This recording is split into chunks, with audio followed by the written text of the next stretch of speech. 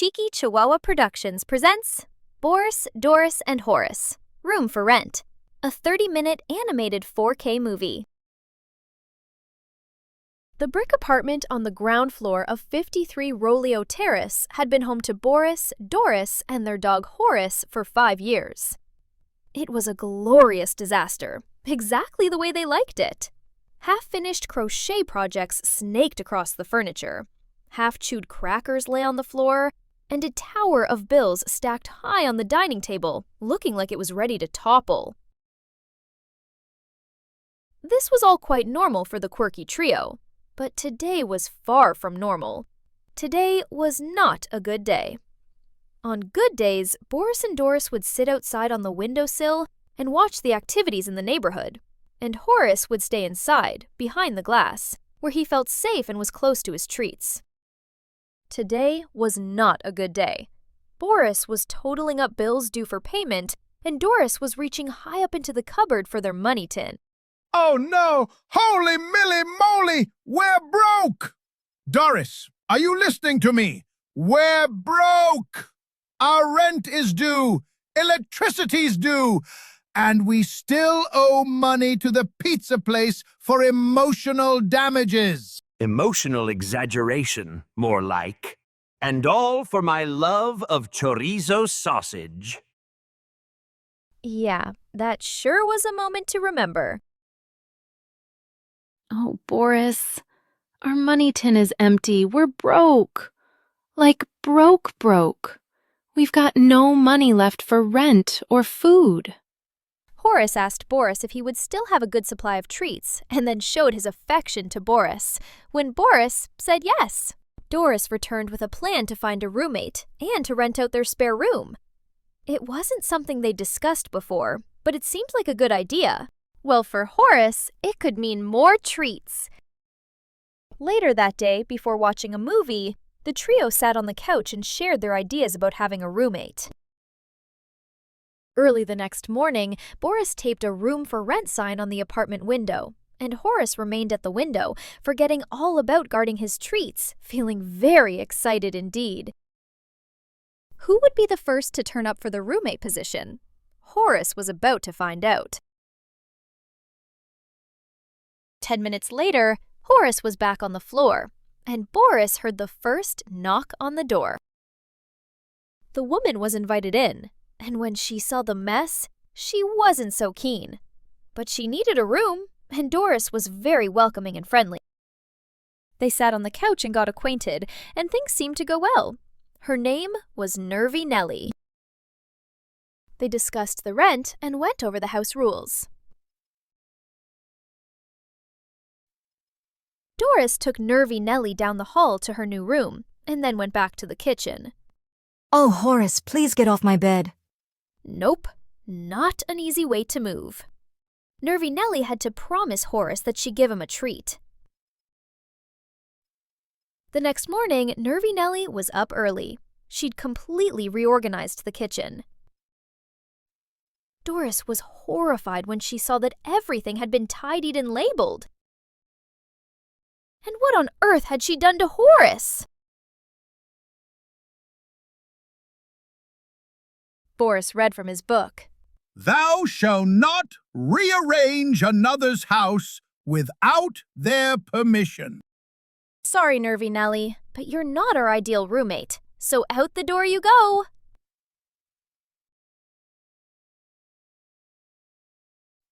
They messed up the house again, just the way they liked it, and danced about, hopeful that the next applicant would be a better fit. And they continued to dance, because dancing made them feel good, and it helped them to forget about their money problems. Mamma Mia was the next applicant. She seemed nice enough. But, hang on. Horis is not a baby, and what's he doing in your pram? Boris read from his book. Thou shalt not treat a dog like a human baby. Seriously? Oh dear. Away with you, Mamma Mia. Go find a cat that likes you. Next! Next came Pumped Polly, and he seemed like a nice bloke. But oh boy, continuous workouts? And in the kitchen? Clearly not the full quid. Sorry, Pumped Polly. Go find an apartment with a gym. Boris read from his book. Thou shalt not be self-obsessed with one's body. Happy landing, Porkchop. Next! Musical Martha was a refreshing change. Music was always good. Luckily, Horace's plan to stop her continuous playing was set up wrong, and the kitchen floor and Musical Martha stayed dry. Boris read from his book. Thou shalt not fill the air with hideous music. Respectfully, Musical Martha. You're not an ideal roommate. Busty Barrel could have been a refreshing change. She was chatty and friendly, and Boris really liked her. But she had a medical problem. She was stinky Busty Barrel. Great for Horis, who enjoyed the gas and bottled it up, even though it made him a little wobbly on his feet and delirious. But for Boris and Doris, it was not good. Boris read from his book. Thou shalt not expel gas in another man's home. Next! Finally, Larry Lightfingers arrived. He was knowledgeable about items in the house. Maybe that would mean he'd be respectful? Oh no, he was knowledgeable because his fingers were light. He started stealing stuff from the apartment. Good riddance to you, Larry Lightfingers. Could things have been any worse? Boris read from his book. Thou shalt not steal another man's possessions. Feeling deflated, sad, and really disappointed, Boris and Horis tried to comfort Doris, who couldn't hold her tears back any longer. It's all too much! I can't bear it! We'll be kicked out of our apartment.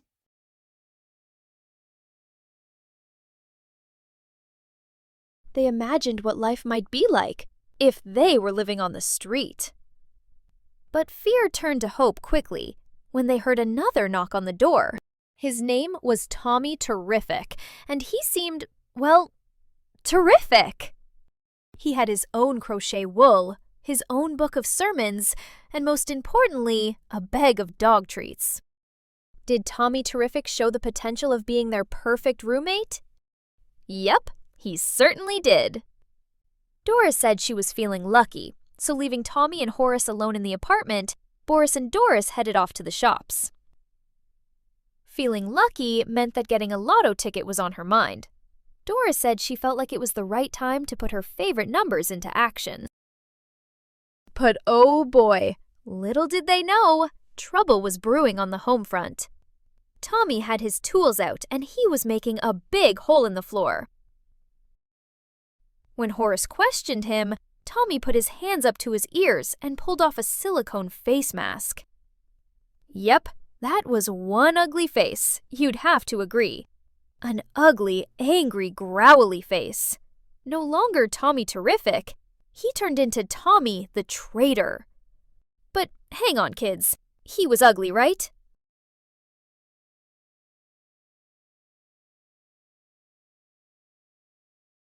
But he could have been even uglier, so don't get too scared. This is a kid's show after all. Tommy the Traitor spoke. Success! The treasure map was exactly where Big Rufus said it would be. Now to deal with the fat, lazy dog. Fat and lazy? How dare you! Give me the map! It's not yours! Yes, it is. It's mine, mine, mine. No, it's not! Yes, it is. No, it's not! Come on, mutt. Haven't you got something else you'd rather be doing? Obviously not. Incredible. I thought only pigs flew. Down, boy, down! How is it that you can stay up there? Give me the map, Inkhead. Nope. Yes! Oh dear, things were looking to be rather challenging for Horis. He wasn't going to give up or let go.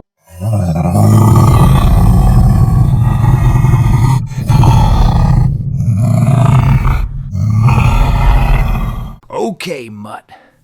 You leave me no choice. I know I'll be able to settle you down with this chorizo sausage. Yep, that worked. Instant settlement. Effective bribery. Horace held the chorizo sausage in his mouth, and he paused for a second. Hang on a minute. I might be a glutton, but I'm not a traitor. Horace spits the sausage out onto the floor. Good timing. Boris and Doris arrive home, and all hell breaks loose. Oh dear. Crazy hell. We're talking crazy, like using crochet wool as tripwire and an attack of oversized buttons. Not to mention being squashed by Doris's oversized thighs. Oh boy, could anyone survive under her rubber blubber? Now, how exactly would they hold him down? Horace had an idea. Busty Barrel's green gas. It was intoxicating. Stinky Busty Barrel would save the day. Horace grabbed a jar of the gas from his stash, and the green gas was released. It was absolute chaos in the room. Delirious activity. Everyone was stopped in their tracks. In fact, it was hard to work out who was who as they spun around in the turmoil of gas. The air was thick, the room was green, and things were very, very stinky. Finally, Doris opened a window and the air cleared, emerging only to see Tommy the traitor tied to a chair and Boris on the phone calling the cops. Well, that was fun. Not. Boris read from his book. Thou shalt not damage another man's house.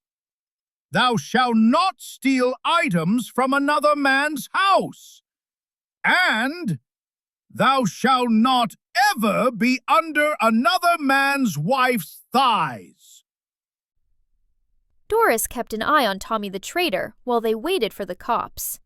Yep, he was tied up with good old jumbo 7-weight crochet wool with a silver thread. There was no way he'd get himself free. The cops arrived and took Tommy back to jail. Later that evening, Boris, Doris, and Horace sat and watched the lotto result on the telly. And the winner of this week's lotto draw number 4,862, is Doris. Congratulations, Doris! I'm single and available if you're interested. What an incredible outcome! Their money woes were instantly sorted. Not wasting one moment, Boris and Doris went back down to the shops to cash in their winning ticket. Ah, Dory love, you're going to have to get yourself a bigger money tin, or to pull some stuffing out of your mattress. Boris removed the sign off the window. They no longer needed a roommate. They sat on the windowsill and shared stories, and laughed about the experience they'd had.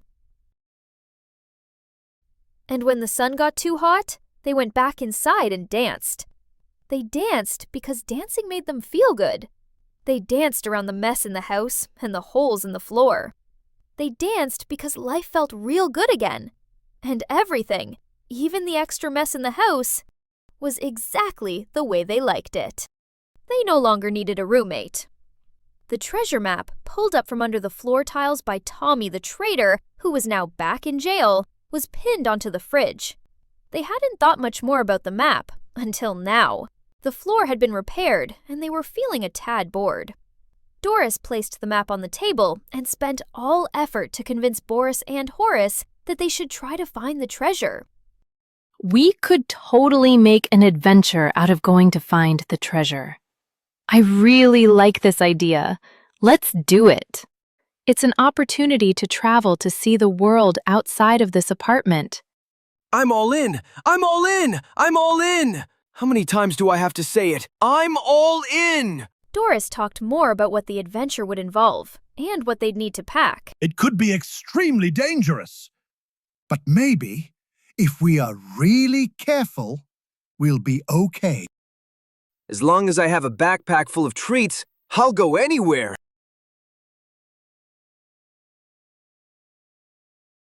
He's a treat freak. A treat freak. He'd do anything for a treat. Awesome! We're going on an adventure to find treasure! Yep, Horis was a treat freak, all right. He was the first to pack his bag, and he packed it over and over to make sure he hadn't missed anything. Boris and Doris got busy and packed their cases as well, with all of the essentials they might need. Dory, I'm not sure about the tins of peas, love. Oh, there must be another story in that for later. They waited down on the next block for the airport shuttle and started off on their adventure. It was the first time they'd been on a plane. Luckily, it all seemed very natural to them. Boris read his book, and he asked Doris if she liked the plane food. Doris had a healthy appetite. She ate Boris's meal as well as her own. Horis was quick to make friends with a white poodle. She was a bit flirty, so he lost interest rather quickly. Horis was quite taken by the cutie in pink. She played hard to get. Well, maybe not that hard. Horis exited the Mile High Club cabin and coughed up a large pink fur ball. I'm not asking questions. But the exit from the plane said it all. Horis walked backwards so he could keep his eyes on the white poodle, who was still flirting away in the cabin doorway. They piled into a taxicab at the airport and headed to the wharf. The driver was a nice man, rather quiet but nice. His English wasn't good. An hour later, they arrived at the wharf and parked by the ship. How exciting! The next stage of their journey was about to begin. Oh dear, who's that man on the ship? He was obviously on the wrong film set.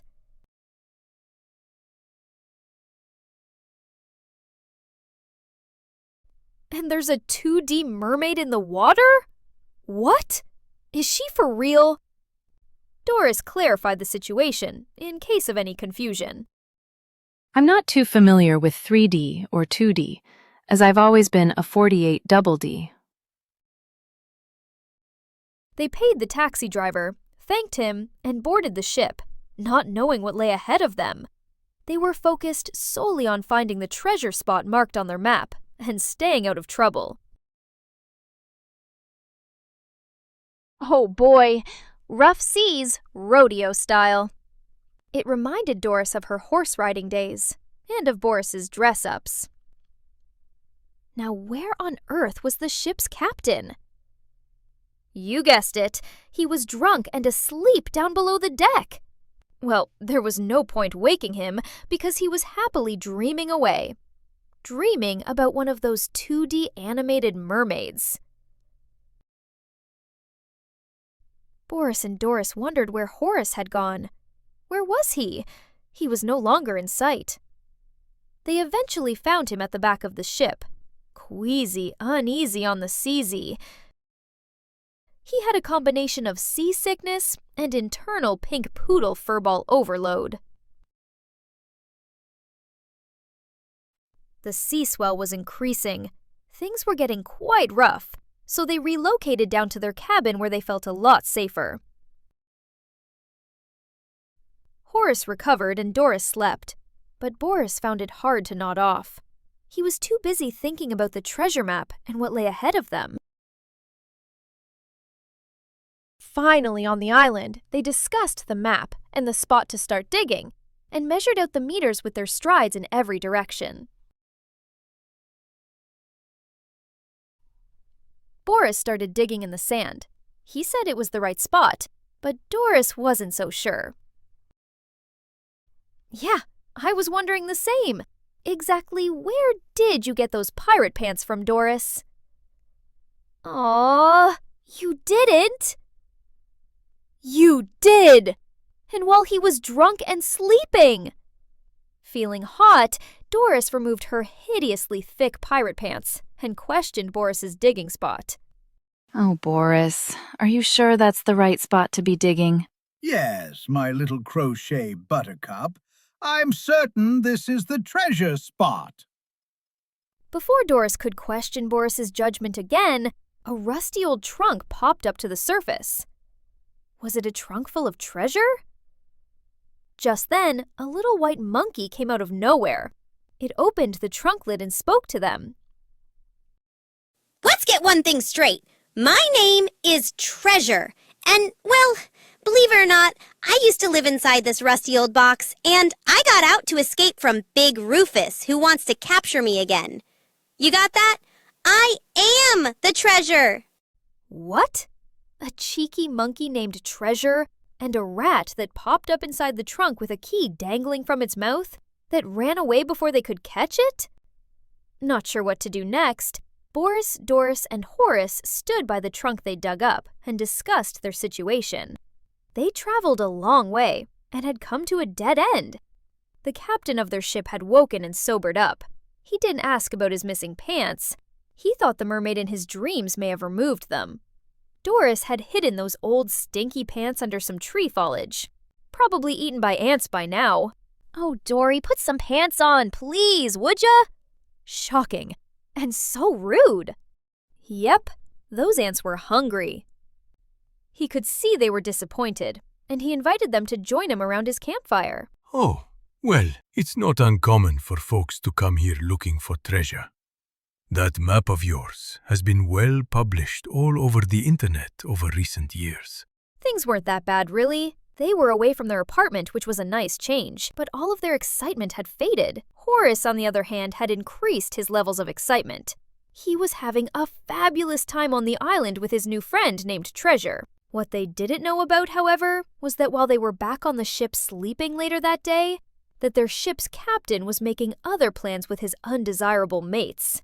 One of which was Big Rufus, freshly out of jail. Yeah, the pirates thought they were real tough, but they were more like girls in men's clothing, scared of the rat who visited to spy on what they were up to.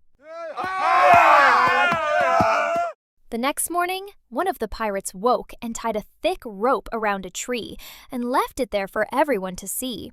The rope turned into a game for Horis and Treasure, who circled it at great speed. Doris, now respectable again, saw the rope and had a few thoughts of her own that she shared. I always get a little suspicious when I see rope tied to a tree or a bedhead. Let's just hope it's here to secure the dinghy from the ship. Yeah, I'm sure that's what it's here for. No one saw the rat hiding up the tree. That mysterious rat who'd run off with the key had been up there watching all the activity. By the time Boris got to the tree, Doris had already been tied up to it. Doris suggested to Boris that he could help her to get free, but Boris had another idea. He opened his book and said a prayer. Just then, a bolt of lightning struck the tree, and when the dust cleared, well, they were now both tied to the tree. Doris gave Boris an earful. Lucky for them, the rat had good teeth. It came down and chewed the rope and set them both free. Boris then had another idea. He said another prayer, looked up, waiting.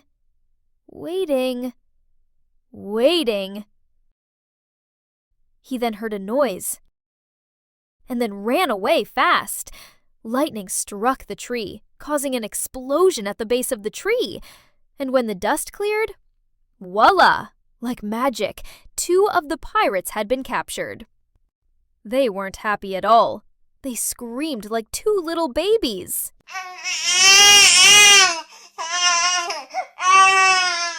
Boris and Treasure had been off exploring the island. They had missed out on all of the action and excitement. The rat carried out his own plans. While the pirates were tied up, the rat managed to find the stolen treasure. He knew it because his key fitted the lock effortlessly. He felt very pleased with himself indeed. Lots of goodies in there, shining brightly. So bright, in fact, that when the lid was open, he needed to wear his sunglasses. While no one was looking, he floated the treasure trunk out to his own ship, which was anchored nearby. And then he danced, because he felt so good. The treasure was his secret, and it was totally now safe on his ship. By the time the sun was up, Doris was chasing the pirates that had escaped from the tree, and Boris was asking them if they wanted to cleanse their souls. And he wasn't talking about their footwear. The pirates were so scared of the rat, and of Doris, and of Boris's suggestion, that they all swam fast back to their ship. Boris stood on the shore and read out loud from his book. Thou shalt not shy away from cleansing one's soul. The panic had ended, but hang on, there's no way they would get back on that same ship now that it was occupied by pirates. Luckily, a second ship was anchored by the island. Treasure was already on board the other ship. He'd been watching from the top of the mast, making sure his new friends were safe. Also pleased to see Boris, Doris, and Horis was Roger the Rat, the captain of this second ship, who had only one statement to make. I have been the absolute cleverest, grooviest, and awesomest rat in the whole wide world. You have to agree. They all agreed. Roger took position at his ship's wheel and headed back to the mainland. They were excited to be heading home. They enjoyed champagne and freshly cooked fish and discussed the highlights of their adventure. But where was Doris? Doris was down in the cabin grabbing tins of peas. I always feel much lighter and healthier when I've had a good pee. And Boris is often asking me if I need a pee. Luckily for our trip home, I've got enough peas for everyone. It was a pleasant trip home. Everyone was happy. Nobody questioned what was inside Roger's extremely heavy trunk as they wheeled it on board the plane. Feeling relaxed, Doris got into the champagne on the flight home, and Boris kissed the pages of his book. They'd had quite an experience. Horis introduced his new friends to his girlfriend, who just happened to be on the same flight. He was relieved. There was no sign of the white poodle.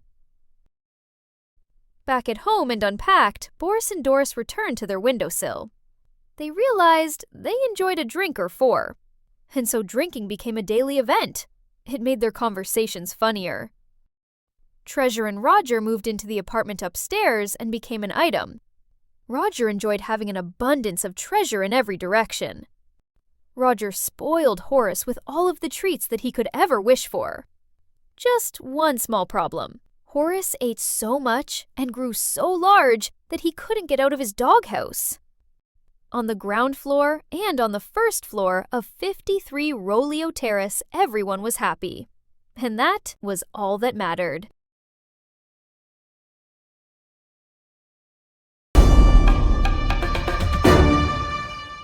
We interrupt this program to bring you an important announcement. Tin peas have been drastically reduced. All boomers with copper coins tucked away can now go to any supermarket and get a tin of peas for just 2 cents. Oh, yum. These peas are really delicious. Yes, I agree. Quite unexpected and juicy. Just like you, my little crochet buttercup. Oh boy, I'd be preferring chorizo sausage. You do both know that, right? Roger that. Now where are those boys? They could have joined us for dinner. Next! Ew. Armpit fur. Now where is he off to? You'll have to wait for the next movie to find out.